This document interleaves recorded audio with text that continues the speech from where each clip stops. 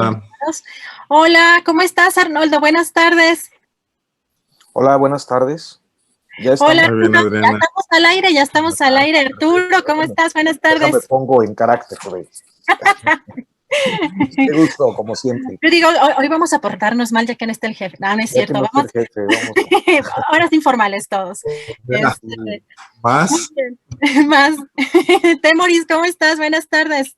Aquí en la informalidad total, Me parece excelente, así como, estamos todos. como la mayor parte de la economía nacional. No, y como la mayor parte además de la pandemia, Claro, acuérdense sí, que sí, los sí. outfits cambian.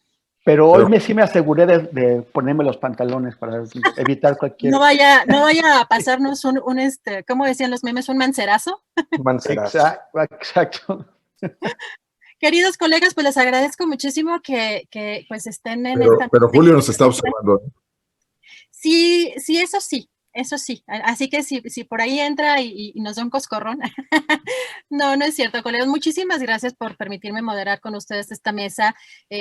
Pues si les parece, vamos a empezar con algunos de los temas más importantes. Pues el día de hoy una conferencia mañanera muy peculiar. El presidente de Argentina, un presidente también de izquierda, pues tomando también algunas posturas, me parece interesantes respecto a los medios de comunicación. No sé cómo ustedes lo vieron. Arnoldo Cuellar, empezamos contigo. ¿Cómo viste esta conferencia mañanera conjunta?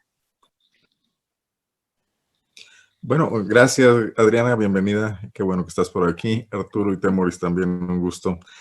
Bueno, pues no sé, yo creo que sí, lo pensó muy bien el presidente Andrés Manuel López Obrador cuando decidió ser el anfitrión del presidente argentino.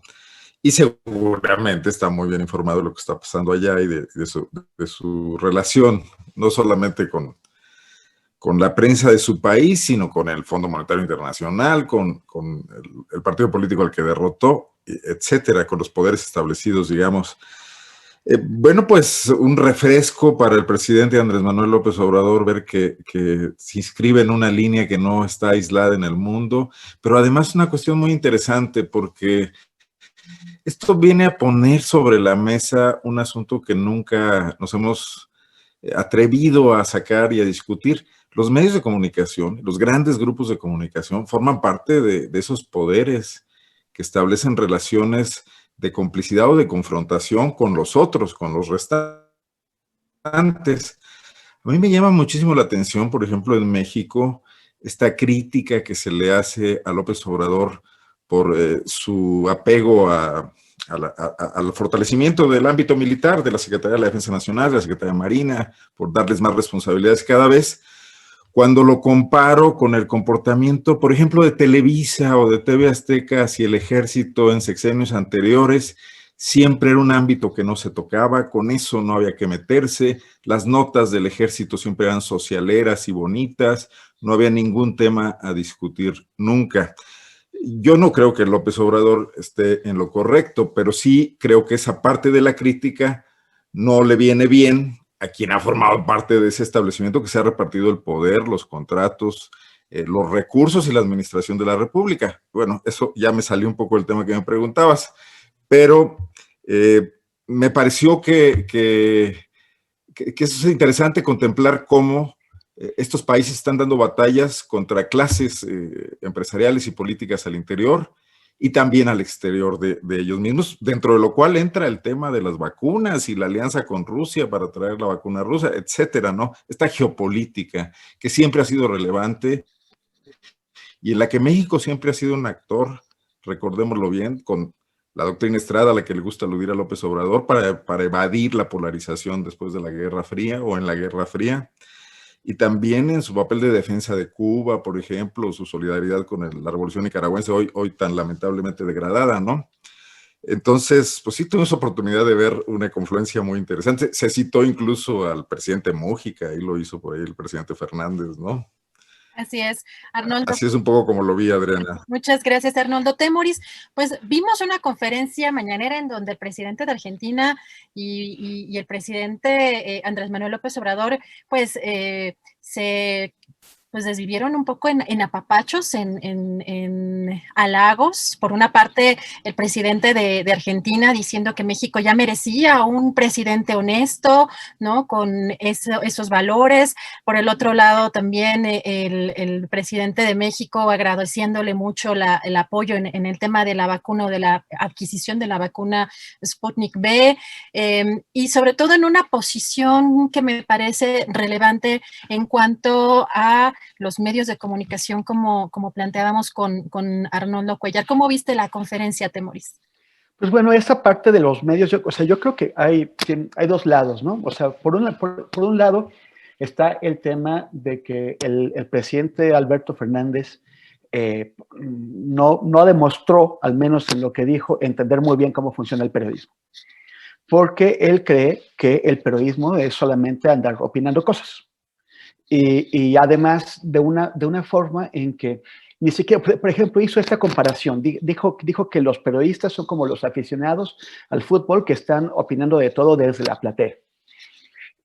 O diríamos en México, viendo el toro desde la barrera, ¿no? Y opinando sobre lo que hace el matador cuando uno está allá. Pero los periodistas, en principio, se supone, al menos de manera ideal, somos personas formadas, personas entrenadas para tratar ciertos temas, ¿no? O sea, que se supone que debemos tener herramientas, y no siempre ocurre, pero bueno, se supone que es así. O sea, no es nada más el aficionado, no es son personas especializadas en el análisis de la política. Pero además, o sea, parece que no entiende la diferencia entre géneros de opinión y géneros informativos. Él cree que lo único que hacen los periodistas es estar opinando, que es lo que estamos haciendo hoy aquí, pero también estamos intentando hacer análisis.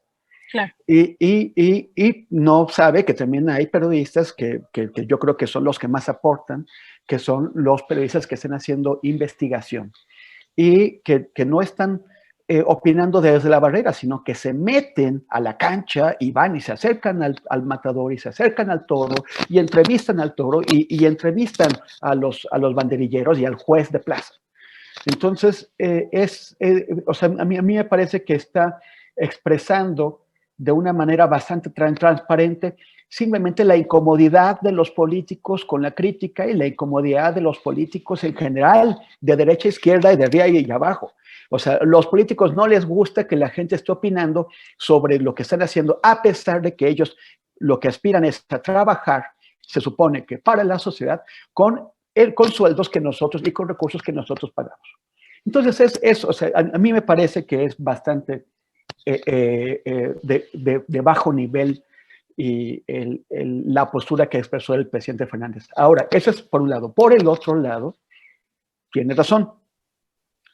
Tiene razón en el sentido de que hay una crítica feroz que se está haciendo en México, en Argentina y en todo el mundo a la forma en que los gobiernos están tratando el tema de la pandemia. A mí me parece que hay casos desastrosos en donde los gobiernos se voltean contra la población, que es evidente, como Brasil o como Estados Unidos con Trump, y habrá más. Pero a mí me parece que en general los gobiernos, y es en lo que tiene razón Fernández, están tratando de hacer lo posible con lo que tienen para enfrentar a un enemigo desconocido. Y un enemigo que no solamente era desconocido al principio, sino que está cambiando con muchísima velocidad y que a todo el mundo agarra descolocado. Por eso la aproximación que tuvo Angela Merkel en Alemania finalmente no ha tenido todo el éxito que hubiera querido, tuvieron una segunda ola muy fuerte, y lo mismo Boris Johnson, y lo mismo el gobierno español o francés o italiano y tantos otros en Argentina, en Chile. Entonces, sí es cierto que hay una crítica poco solidaria, una crítica poco responsable, una crítica feroz o sea, básicamente interesada en explotar políticamente una crisis sanitaria que debería tenernos a todos unidos. Entonces, esa es la parte en la que me parece que sí coincido con el presidente Fernández, porque deberíamos tener un poquito más de responsabilidad y de compartida entre la parte de los opinólogos que nada más están yendo a tumbar y a destruir. Gracias, Temoris. Arturo, pues tú también que compartimos también esta actividad diaria de estar viendo las mañaneras de forma minuciosa en el aspecto, en el lenguaje verbal y no verbal, Arturo.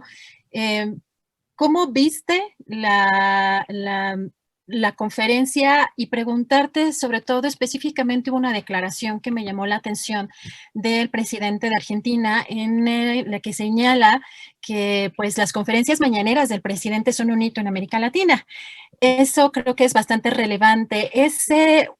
Podemos decir, Arturo, que el presidente de Argentina le tiene admiración al presidente López Obrador y está influyendo en su manera de comunicar. Hoy me parece que hay momentos que a lo mejor podríamos analizar como ciertas coincidencias en la forma de comunicar. En el tema referente a los medios de comunicación es uno, pero sin duda creo que podríamos encontrar otro como lo son justamente los ataques, ¿no? de la oposición y la forma de dirigirse hacia pues la oposición justamente. Arturo, ¿cómo viste tú la conferencia?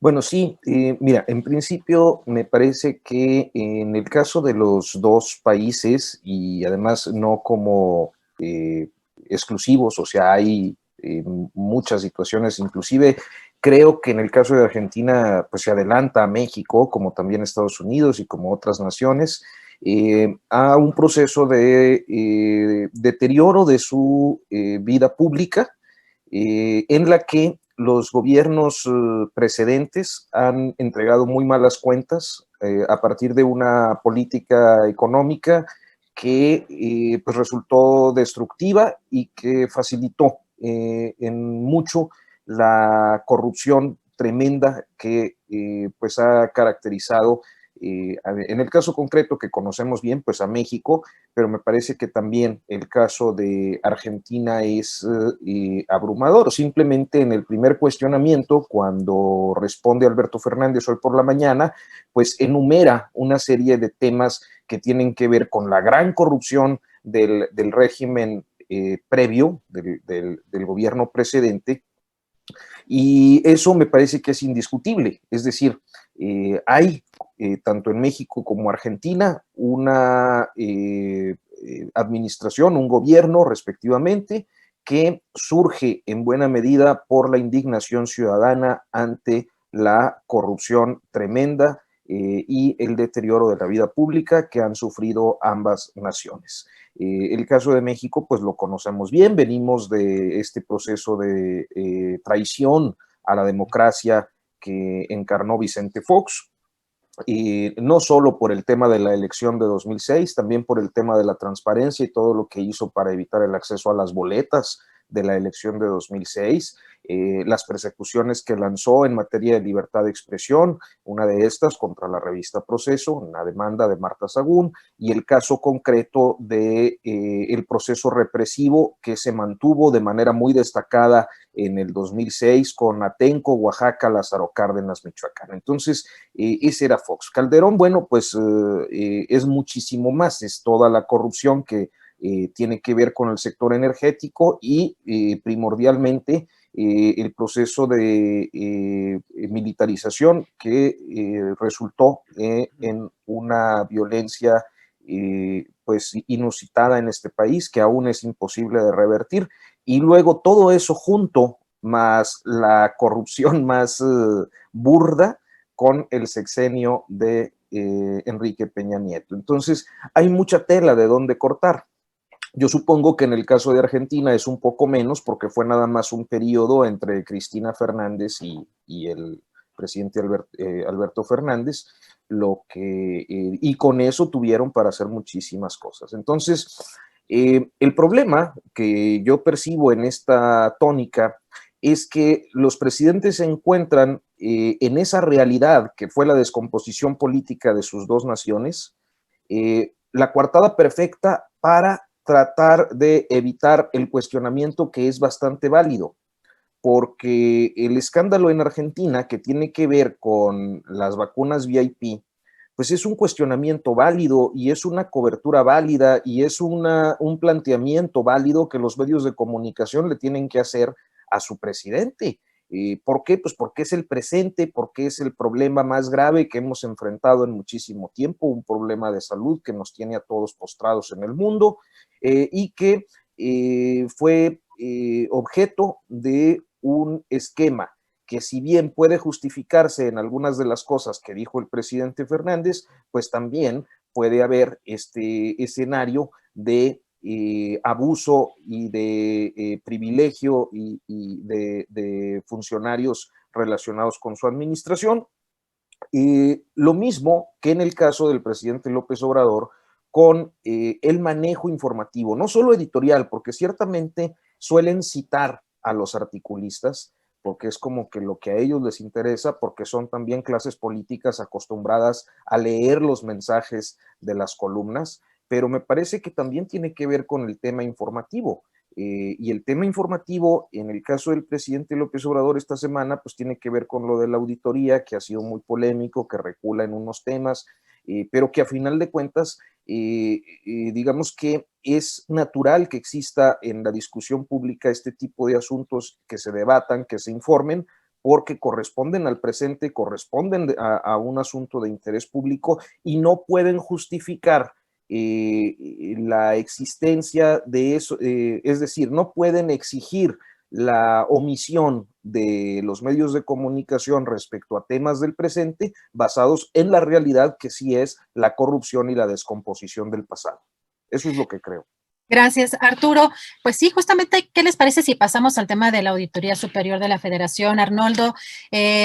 Pues el día de ayer ya vimos esta manera de retractarse de la Auditoría Superior de la Federación, de algunos señalamientos que se dieron a conocer en esta tercera cuenta pública de 2019. El auditor David Colmenares, pues un personaje que, si bien pues tiene un pasado priista o prianista, como lo hace llegado a señalar que era directora de la Auditoría Forense de la Auditoría Superior de la Federación, Muna Buchain, pues también fue propuesto por Morena en esta terna para aplicar para la Auditoría Superior de la Federación, y pues vemos que el día de ayer, en la conferencia mañanera, pues el presidente Andrés Manuel López Obrador responde ante los señalamientos de la auditoría, que pues él tiene otros datos, y por la tarde vemos que hay justamente un comunicado en donde se retracta la auditoría o admite que hubo allí alguna falla en la manera de analizar estos datos. Arnoldo, ¿cómo ves tú esta pues no sé, papelón que está haciendo la Auditoría Superior de la Federación? Exactamente, la auditoría inferior, ya dijo algún monero por ahí, ¿no?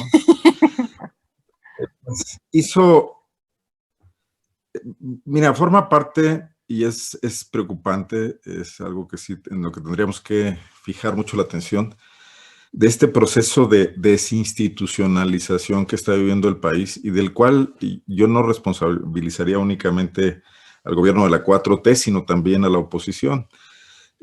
Porque nadie está preocupado por cómo funcionan los instrumentos del Estado y por si funcionan mal, entrar a su corrección y a su reforma. Nuestra propia realidad, ¿no? En los grandes retos que tiene el país de superar en ese momento la cuestión sanitaria, pero después la económica, la laboral y la desigualdad, que esa viene de lejos y de atrás, ¿no? Y entonces Colmenares comete este fallo terrible, si es que sus datos no estaban bien, si afectó el tema de trabajar a distancia y no tener la posibilidad de hacer las auditorías en sitio, o si sencillamente se prestó a un manejo político, en cualquiera de los dos sentidos, de dar datos para golpear a la Cuarta Transformación, exhibirlos de esa manera, o recular cuando sintió la presión del presidente y del aparato político en torno al presidente, pues de cualquier modo nos deja desprotegidos, ¿no? ¿Con qué confiabilidad podemos ahora entrar a la revisión de ese enorme gasto público que tiene el país y que necesita ser reorientado de muchas maneras, y que incluso la 4T no acaba de proponernos una forma funcional de hacerlo, porque no es estrictamente con base únicamente en los programas de subsidio, como el país puede resolver sus graves problemas, ¿no? Pues enormemente preocupante, y nadie en ese debate, no veo ahorita a nadie, está tratando de centrarlo y de decir, a ver, alto. Yo creo que con este tema no podemos seguir jugando más, y menos en temporada electoral, ¿no? Donde todo va a servir para tratar de ganar votos y de desprestigiar al adversario. Y bueno, pues vamos a perder tiempo muy urgente. Yo creo que Andrés Manuel López Obrador, ya con esta polarización en la que ha caído, ha inducido o no ha sabido cómo salir de ella, está frenando muchas de sus intenciones de transformación profunda. Gracias, Arnoldo Temoris. Justamente la que era directora forense de la Auditoría Superior de la Federación, Muna Buchaín, ha dado entrevistas el día de ayer y ha destacado, entre otras cosas, o ha criticado que se haya sacado este informe en sábado, y que además es muy cuestionable pues la forma en cómo se hizo. Realmente, como dice Arnoldo, estamos desprotegidos, porque hay que considerar también que, bueno, algunas investigaciones periodísticas se hicieron con base en los informes de la Auditoría Superior de la Federación, como fue el caso de la estafa maestra. Sin embargo, también recordar que esa investigación o esos datos le costaron el trabajo, por lo que ha revelado la propia Munadora Buchaín. ¿Qué opinas, Temoris? Bueno, ahí dice Arnoldo correctamente que estamos en este tema de la desinstitucionalización, pero a mí lo único que me salta de eso es, pues, de qué institucionalización venimos, ¿no? O sea, primero tendría que haber una institucionalización para luego pasar a la desinstitucionalización, y difícilmente la hay. O sea, no la hay cuando para empezar, es un cargo partidista, es un cargo que se decide, que se negocia entre partidos, es un cargo de cuotas, es un cargo en el que cada partido está haciendo un cálculo. Cuando Morena y el PRI se pusieron de acuerdo en 2018 para nombrar a David Colmenares Páramo, cada uno estaba haciendo sus cálculos. El PRI, por si de casualidad ganaba, o como parecía que iba a perder, que le cuidaran las espaldas, y quizás pensando en que le pegaran a Morena. Y Morena, tal vez pensando en que tenía los elementos para doblegar al auditor superior y someterlo para que no se le convirtiera en un problema. Yo creo que aquí hay tres cosas. O sea, uno, es inadmisible que unas horas después de haber sacado este informe, el auditor diga que dice mi mamá que siempre no.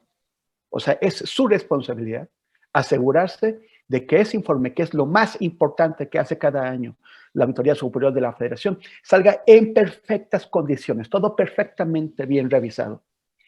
Si el auditor permite que salga y luego dice que no estaba bien, su renuncia tendría ya que estar puesta. O sea, junto con la admisión de que hubo errores, tendría que haber renunciado. O sea, no hay admisión. Es lo más importante. Para eso le pagamos, para que haga bien, y en su chamba más importante del año, la riega. Entonces, aquí hay de tres sopas.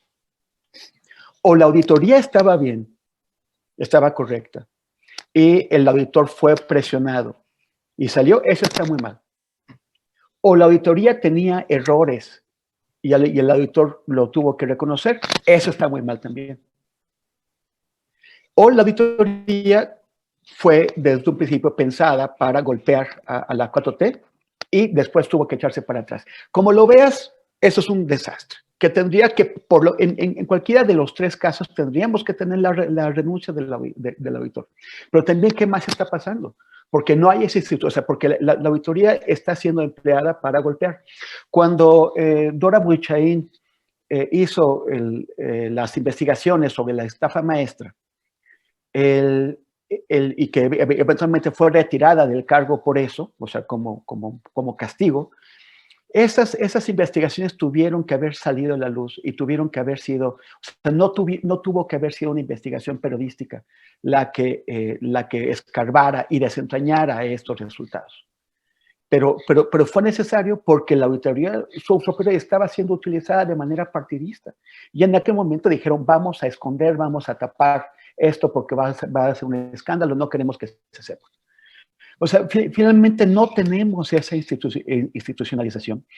ni vemos, o sea, con este auditor definitivamente no hay ninguna esperanza de que eso ocurra, porque o es manipulado por el PRI o se deja presionar por el presidente, o sea, por como lo veas, y pues entonces la auditoría no está cumpliendo con su trabajo. Gracias, Temoris. Arturo, pues no fue solamente un tema, no fue solamente el tema del aeropuerto y la estimación muy disparatada del costo de la cancelación, sino también fue el caso de lo que había denunciado en primera instancia la auditoría en torno a la opacidad de la Secretaría de la Función Pública. ¿Cómo viste tú este tema, Arturo? Pues mira, en principio creo que me gustaría hacer una observación. O sea, el sábado se emitieron 1.358 informes de auditoría. Estos son 1.358 políticas o áreas que fueron revisadas por la Auditoría Superior de la Federación y que debieron estar listas en octubre del año pasado. ¿Qué ocurrió? Pues que digamos que el argumento de la pandemia, solicitaron esta prórroga para presentarlo el 20 de febrero. Me parece que es un tiempo más que razonable para haber revisado en especial, en todo, pero en especial aquellos asuntos que tienen que necesariamente tener un alto impacto en la discusión pública, como para haber salido mal. Hay una reflexión que me gustaría, o un comparativo, más que reflexión, un comparativo que me gustaría hacer, y es que la mayor parte de las auditorías son auditorías de desempeño, no necesariamente son auditorías forenses, que son aquellas que detectan los casos de corrupción, de tal suerte que lo que estamos viendo es una gran cantidad de informes que están haciendo observaciones que son susceptibles todavía de ser corregidas. Es decir, no podemos afirmar de manera definitiva en esto hubo corrupción porque falta tanto dinero, sino que lo que podemos afirmar es, y yo he tratado de ser muy cuidadoso con la redacción, sobre todo cuando estoy escribiendo estos asuntos desde hace unos 10 días, en decir montos por aclarar, ¿no? O sea, todavía hay esa posibilidad, y sin embargo,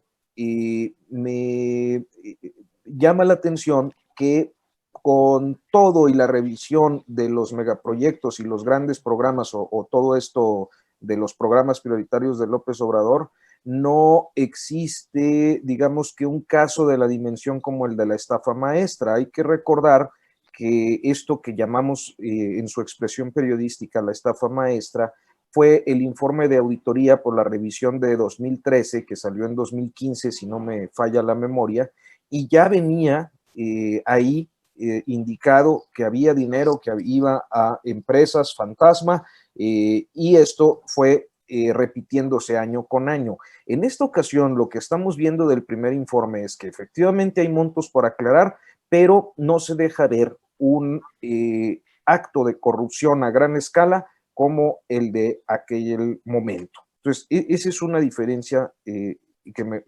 quería yo ilustrar. Y finalmente decir que coincido absolutamente con lo que dice Temoris.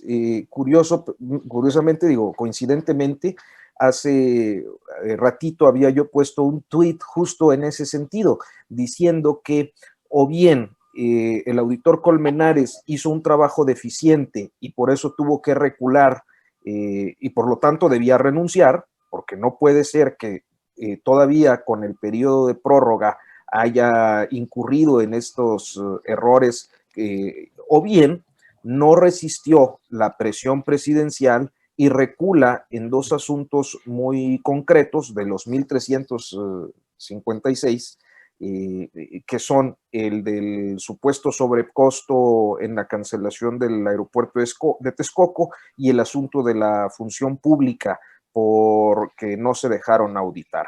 Estos dos temas me parece que lo descalifican de una manera terrible, y a él y también al auditor especial Caso Rafael, que es un personaje que poco se ve.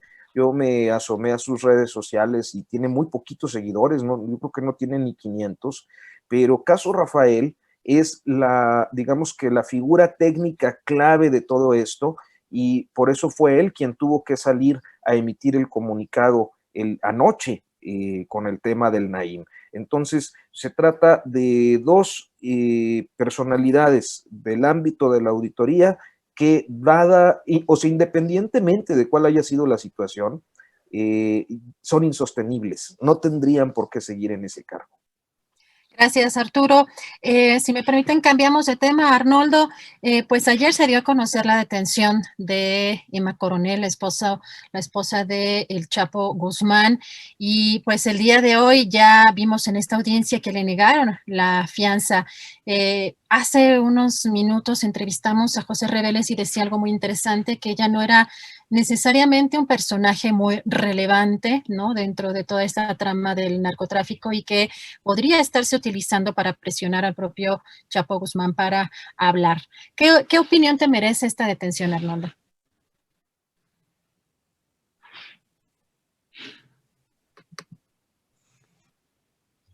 Bueno, pues estamos en un juego del que creo que el presidente López Obrador decidió salirse cuando exigió el regreso del general Cienfuegos y bueno, y cuando modificó la ley para también evitar la actuación de los agentes norteamericanos en México.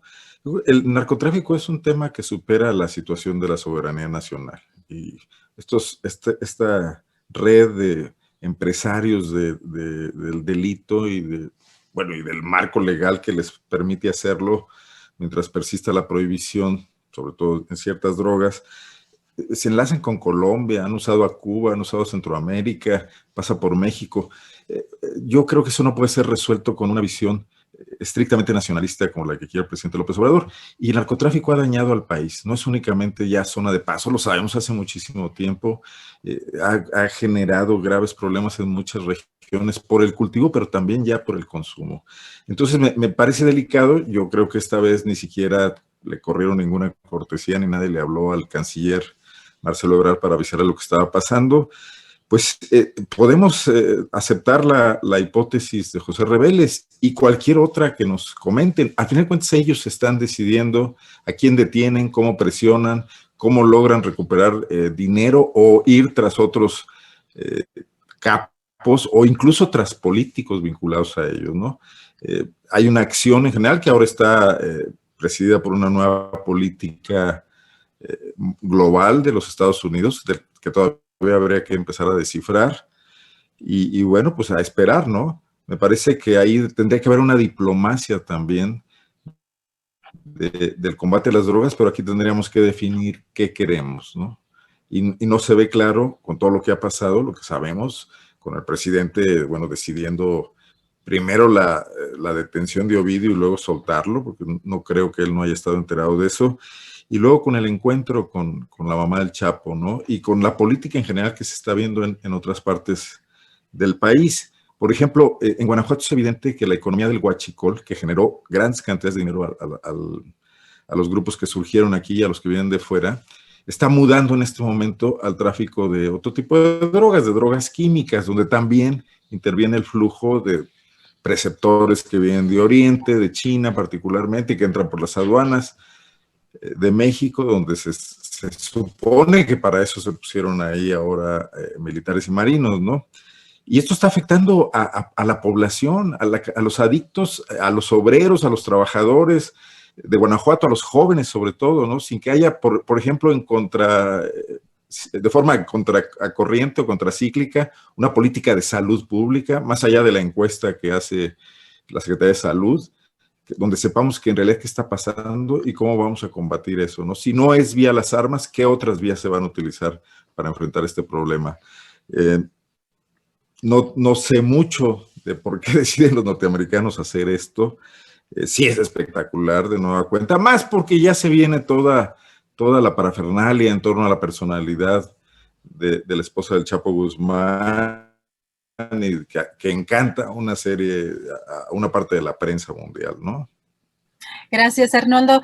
Temoris, pues justo lo que platica también, lo que comenta Arnoldo, pues en esta situación de cómo el gobierno mexicano, hoy el propio presidente dijo que pues era un asunto enteramente de Estados Unidos, y el día de ayer veíamos en referencia al caso Cienfuegos, veíamos al expresidente Vicente Fox publicar un tuit en el que le decía: no te preocupes, Emma, AMLO saldrá al rescate. Y pues recordar que justamente pues durante su sexenio se dio la primera fuga del Chapo, que él mismo decía que no se escapó, sino le abrieron la puerta. Temoris, ¿qué opinión te merece la detención de Emma Coronel? Sí, bueno, Fox y Calderón tienen una memoria tremenda, ¿no? O sea, se les olvida todo. Siempre ven siempre se señalan lo que está ocurriendo ahora y resulta que todo iba súper bien en sus sexenios. Y también tiene un sentido del humor que no se dan cuenta de eso. O sea, dices así: señor, dése cuenta de que se está haciendo daño, es ridículo lo que está diciendo. O sea, bueno, y comparando, ¿no? Comparando a Emma con el soldado Cienfuegos. O sea que seguramente para Andrés Manuel es tan importante esa mujer como que el exsecretario de la Defensa. No sé, es ridículo, pero yo creo que tiene que ver, o sea, es muy temprano todavía para ver por dónde va a ir esto, porque, o sea, es el primer movimiento importante desde el vergonzoso escándalo del salvamento del soldado Cienfuegos. Y también es el primero que se da desde que Joe Biden tomó la presidencia. Entonces, ¿cómo va a servir esto? O sea, también yo creo que Pepe Rebeles hace un muy oportuno pues señalamiento cuando dice: espérame, esta señora no es tan importante, no es clave. Los medios la están inflando porque es un personaje mediático, una mujer que fue reina de belleza, el lío del escándalo amoroso con ese señor. O sea, es más la figura que su papel, que el papel que realmente juega en todo eso. Entonces, creo que todavía no podemos saber muy mucho por dónde va. Sí, lo que dice Arnoldo, de que es un fenómeno internacional, es un fenómeno global. O sea, el nacionalismo no nos va a servir, o sea, el nacionalismo cada vez nos va a servir menos para cualquier cosa en este mundo globalizado. Porque las medidas para responder a las grandes entidades que se mueven en el mundo empresarial, en el mundo financiero, en el mundo criminal, a nivel internacional, tienen que resolverse con medidas en donde grupos de naciones actúen. Entonces, sí creo que no nos sirve de mucho. Ahora, el problema es cuando se hacen estas coaliciones internacionales para enfrentar esos problemas internacionales, es muy común que que los chiquitos acaben sirviendo el interés de los grandes, ¿no? Que es también, o sea, yo creo que es la preocupación de López Obrador ante la DEA, ante la actuación de sus agentes acá, pero el aislamiento no nos va a funcionar. O sea, necesitamos recrear las formas de cooperación, pero esa cooperación se tiene que dar. Gracias, Temoris. Arturo, pues justamente también el presidente en la mañanera decía que pues esta detención podría estar relacionada con el caso de Genaro García Luna y pues los vínculos que tenían los gobiernos anteriores con el crimen organizado. ¿Qué opinión te merece esta detención, Arturo? Bueno, más bien, o sea, de la detención no puedo opinar mucho porque efectivamente yo, bueno, no conozco la imputación concreta, no conozco el caso por el que se le haya detenido y creo que hoy tenía la audiencia, ya no alcancé yo a revisar, pero sí creo que es interesante observar cómo el presidente López Obrador hace este revire que a mí no me parece que sea una ligereza de lenguaje, porque luego, entre tantas cosas que dice diario, nos da la impresión en ocasiones de que aprovecha para abordar este asunto del pasado que está tan presente en su discurso. Sin embargo, en este caso concreto, me parece que hay una intencionalidad que se relaciona con el desencuentro abierto con la DEA y la forma en la que la DEA y también la justicia estadounidense tienden a construir este tipo de historias muy escandalosas para justificar las acciones que tienen que ver con la seguridad fuera de su territorio. Con esto quiero decir que venimos de un periodo muy prolongado de imposición desde los epicentros del poder político y económico estadounidense, con toda esta narrativa del narco, los cárteles, el trasiego, y salen las narcoseries, y salen las películas, y todo el mundo está hablando de esto. Y creo que todo el tema relacionado con el Chapo Guzmán tiende a esa misma narrativa, cuyo objetivo, si me apuran, no es otro más que mantener las políticas de intervencionismo securitario en este país, algo que pues ha explicado ampliamente Osvaldo Zavala y con lo que yo coincido en muy buena medida, y también un proceso de intervencionismo que se relaciona pues con los negocios extractivistas en México y en otros países. Entonces creo que el revire de López Obrador en realidad está diciendo, bueno, pues denle, pero tiene que ver con aquellos, no con nosotros, ¿no? Y aquellos son pues Felipe Calderón y los servidores públicos del pasado, particularmente ahí el señalamiento pues fue a García Luna.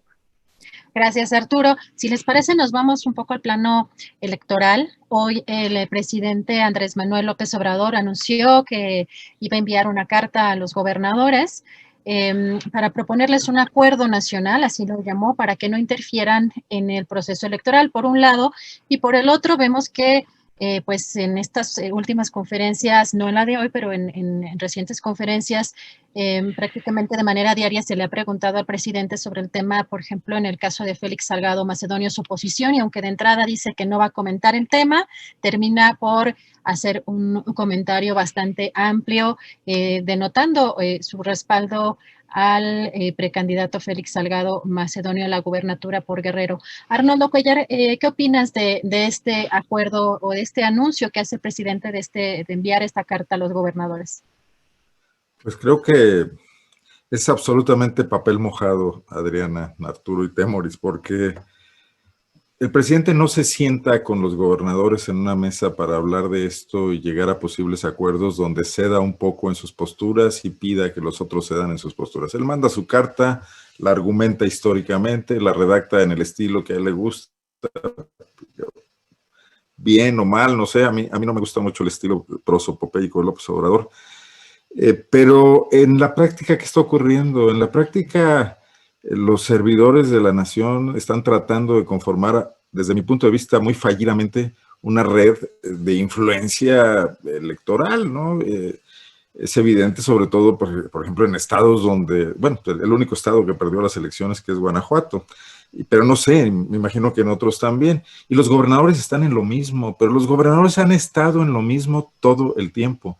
Desde que el país se feudalizó, digámoslo así, en el 2000 probablemente, con la ruptura de la hegemonía priista y de la verticalidad de aquel sistema, los gobernadores están cuidando sus transiciones, están decidiendo sus delfines, están vendiendo su posibilidad de operación electoral a quien los va a suceder para generar pactos de complicidad, y eso no se va a romper de ninguna manera. Así llegaron al poder los gobernadores actuales y así quieren mantenerse y así quieren resolver su propia sucesión. Vemos el caso de Chihuahua con un demócrata como Javier Corral, que estuvo interviniendo decisivamente para tratar de que el candidato de su partido fuera otro y no la candidata que surgió, ¿no? Y bueno, López Obrador está en lo mismo, está metido en esa batalla. No veo la necesidad de que busque un poco de imagen pública mandando esa carta y luego los gobernadores lo desdeñen y dejarlos un poco en fuera de lugar. Creo que pasa lo mismo que mencionaba yo hace rato de la desinstitucionalización. Nadie está dejando que sea el INE el que trabaje. El propio INE está disminuido por sus pecados, por su exceso presupuestal, por su falta de escrutinio de comicios anteriores, por su complicidad con la victoria de Peña Nieto y con el fraude de Felipe Calderón, aunque hayan sido otros sus titulares. Entonces vamos a una batalla que quizás lo único que haga que no sea tan grave como pudiera parecer, curiosamente sea la pandemia y la abstención, por lo menos en aquellos lugares donde no se disputan las gubernaturas. Yo veo un choque ahí, ya lo vimos en Hidalgo, ya lo vimos en Coahuila, donde los gobernadores movieron sus aparatos y con bajísimas votaciones sacaron adelante sus resultados.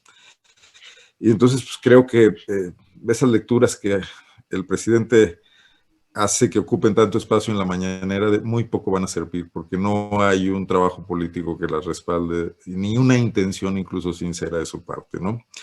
Y bueno, eso también se complementa con lo que aprecio en el tema Guerrero y el tema Félix Salgado Macedonio. O sea, todo el debate, todo el discurso presidencial para decir que está fuera de la decisión de Morena y de que no se mete y que en esos temas él no opina, queda en evidencia cuando le tocan el tema Salgado Macedonio y sale a hablar de que se trata de ataques electorales y lo defiende y desecha todo el resto del entorno que hay ahí, que también López Obrador nunca se ha preocupado por tratar de entender del tema de la violencia de género en la política y en la vida cotidiana, ¿no? Gracias, Arnoldo. Me voy, Mauricio, un poco con lo que está comentando Arnoldo Cuellar, justamente sobre el tema feminista y el tema de la violencia de género. Con esta respuesta que el presidente dio la semana pasada de Ya Chole, ¿cuál es el mensaje que está mandando desde la conferencia mañanera y cuáles son las repercusiones que tiene dentro de su propio partido y pues para la política en general? Oye, me encantó que hayas cambiado el tema, Adriana, porque yo estaba pensando, pues, ¿qué se puede decir de esto? O sea, es así como lo que, o sea, es un gesto, es como un golpe al aire, o sea, ¿qué está intentando el presidente? No lo entiendo, no le veo ningún destino. Y por supuesto que los gobernadores, o sea, pues, ¿quién pensaba que le iba a hacer caso, no? O sea, cada quien trae su lógica y no es nada de que ahí vamos a hacer cuates cuando nos estamos sonando unos a otros. Pero sí, eso de Ya Chole ha sido comparado en las redes con el Ya me cansé que hizo Jesús Murillo Caram, entonces Procurador General de la República, cuando presentando la mentira histórica del caso Ayotzinapa, cuando estaba fabricando la investigación y los resultados del caso Ayotzinapa, quiso pues descalificar los cuestionamientos con un ya me cansé, así como esos son los necios, ¿no? Y es básicamente el mismo contenido el que trae el presidente cuando dice ya chole. A mí me pareció que a principios, o sea, antes de la pandemia, cuando venía ya la pandemia encima, pero no la queríamos ver, y estaba toda esta efervescencia del movimiento de las mujeres, el presidente tuvo una oportunidad de colocar el tema de la violencia de género como uno de los principales asuntos, de las prioridades, de las grandes prioridades de la 4T. O sea, porque él dijo, ya tenemos paridad en el Congreso, tenemos paridad en el gabinete, pero le falta entender, y esto pasa en México y en muchos lados, que resolver el problema en las cúpulas no es resolverlo abajo, y que hay más acceso, todavía no suficiente, pero más acceso de algunas mujeres al poder, mientras la mayor parte de las mujeres, la vida cotidiana de la mayor parte de las mujeres sigue siendo igual, siguen teniendo agresiones, siguen temiendo cuando empieza a caer el sol, siguen temiendo entrar al transporte público. Y el tema de la violencia de género es tan claro y tan prístino que incluso la derecha le entró con todo el entusiasmo. Porque dijeron, los patrones dijeron, sí, vamos a ser solidarios con las mujeres cuando un día no vengan a trabajar. Y aunque las sigamos explotando el día siguiente, aunque les sigamos pagando menos que sus compañeros, aunque sus denuncias de acoso siguen siendo acalladas en el ámbito laboral. O sea, para la derecha fue muy sencillo montarse en ese tema, precisamente porque es tan claro. Andrés Manuel, al no querer entenderlo, le regaló el tema a sus adversarios, les regaló el tema a sus adversarios. Y lo sigue haciendo, sigue empeñado en pensar que todo lo que tiene que ver con reivindicaciones de las mujeres son complots del enemigo. Y mientras siga haciéndolo, sigue forzando a las mujeres a buscar aliados entre quienes sí las quieren oír. Y eso a mí me parece que no beneficia al movimiento de las mujeres, porque la derecha sí va a mantener en el discurso un tema contra la violencia de género, pero jamás lo va a hacer, por ejemplo, en los temas de reproducción elegida de la mujer, o en otros temas que también competen de las mujeres, como es el del matrimonio igualitario para las parejas entre mujer y mujer. Entonces, yo creo que el presidente, o sea, que ya chole, con que el presidente diga ya chole, ¿no? En lugar de enfrentar un tema en el que va muy atrasado y va muy mal, va muy desviado y que le va a hacer mucho daño.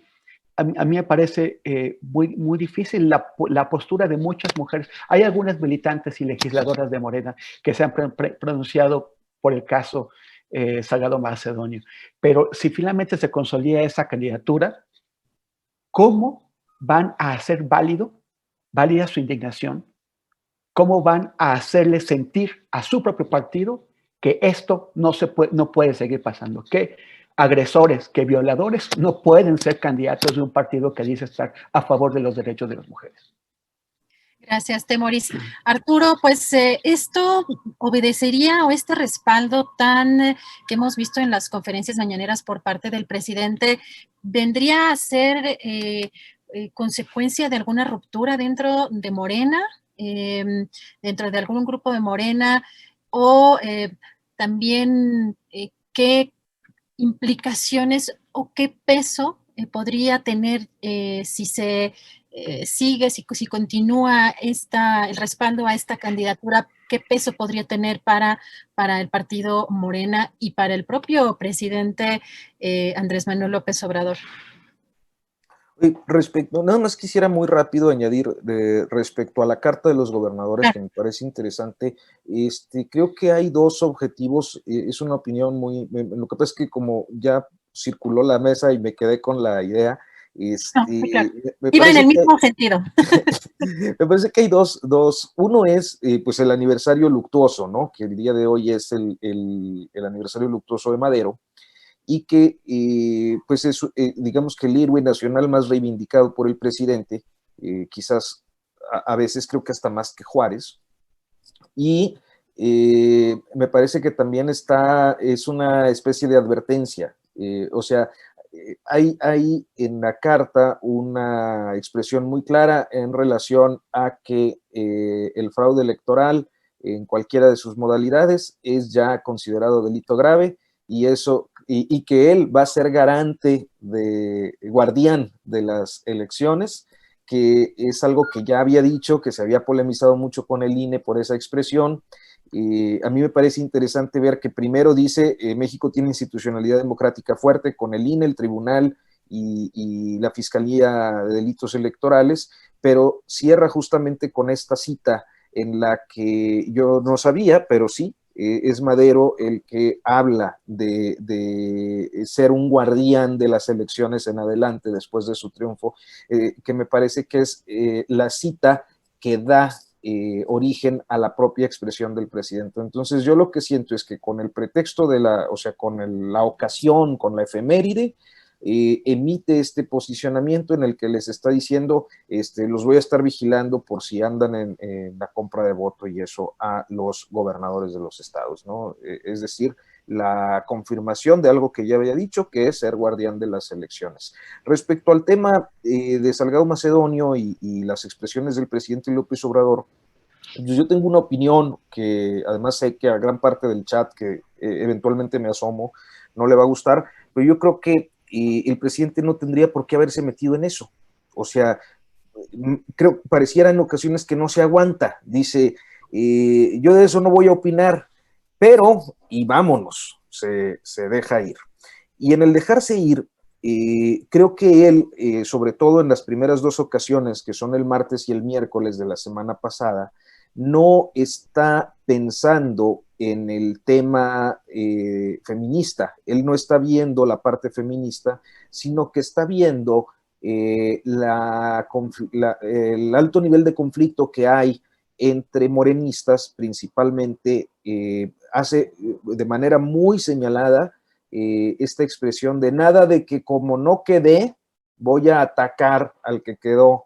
que me parece que esa insistencia pues tiene que ver con Pablo Amílcar Sandoval, el hermano de la Secretaría de la Función Pública, cuñado de John Ackerman, que creo que por eso tu planteamiento es así, si hay una ruptura. Yo creo que hay un jalón de orejas muy en serio del presidente a los Sandoval Ballesteros. Esa es la percepción que yo tengo, la lectura que hago, pero que en el jalón de orejas desestima porque él normalmente no tiene presente el tema feminista y los reclamos feministas no forman parte de su agenda. Y eso creo que tiene una razón de ser. El presidente está en un solo tema. Su tema es erradicar la corrupción. Y todo aquel tema transversal que le complica lo que a él le importa construir en el país, trata de hacerlo a un lado como parte pues de una reacción, creo yo, de protección de su proyecto de nación, porque se problematizaría más su administración sumando causas que en sí mismas son muy polémicas o tienden a polarizar mucho a la sociedad en lo más profundo, como es el tema de la fe, por ejemplo, que cruza en muchos momentos con el feminismo, más bien choca en muchos momentos con el feminismo. Entonces él prefiere mantenerse ajeno a eso y en esta ocasión creo que lo que era un mensaje político se le fue al tema feminista por una falta de tacto que concretamente pues fue esta del Yachole, porque al mismo tiempo estaba diciendo que las autoridades investiguen, que se sancione, eso es allá, pero que no se use políticamente, y al hablar de lo político es cuando dice Yachole, y pues luego tiene que recomponerle un poco el viernes y ayer particularmente tratando de pues derivar la expresión a otros asuntos para decir yo no tengo bronca con las feministas, que creo que confirma esta lectura que yo le doy de que estaba pensando él en el tema político y dándole un jalón de orejas a los Sandoval Ballesteros, que se le fue al tema feminista, pues por una falta de tacto narrativo.